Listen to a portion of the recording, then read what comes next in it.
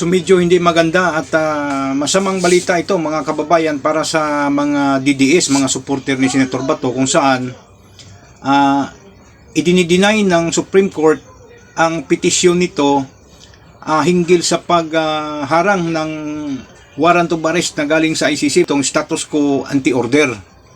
So sa boto na siyam ang sumasang-ayon, 5 ang umayaw at isa ang nag-abstain.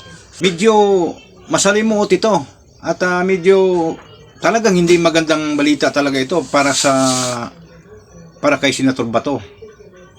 Kasi nga pinanigan ng Korte Suprema yung ICC warrant of arrest na hindi haharangin ng gobyerno natin yung pagpapaaresto sa kanya.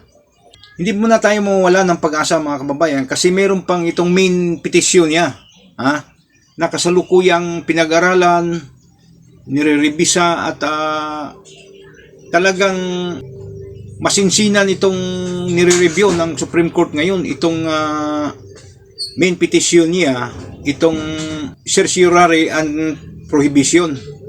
So ito na yung magdidikta mga kababayan.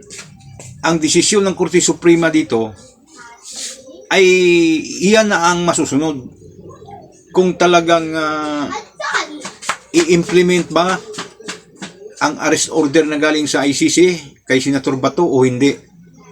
So kapag papanigan ng Korte Suprema itong pag-aresto kay Senator Bato ay wala na tayong magagawa. Nasa kay Senator Bato na yan kung talagang isusuko ba niya yung sarili niya o hindi.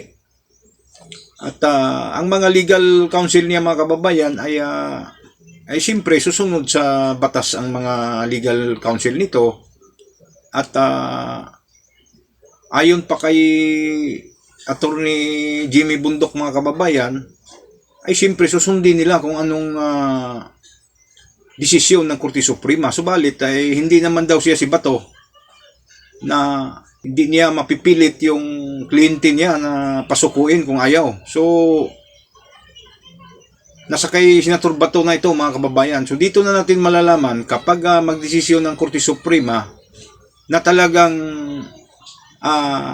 naayon sa batas iyang ICC warrant of arrest laban sa kanya, ay yan ang panahon mga kababayan na aarestuhin na talaga siya. So ito kasing mga nang silabasan ngayong mga argumento mga kababayan, dami kasing mga eksperto sa batas, mga abogado, mga political analyst na talagang nag-aargumento hinggil dito. Antayin na lang natin kung ano talagang hatol ng Korte Suprema. Kung anong hatol ng Korte Suprema, yun ang masusunod.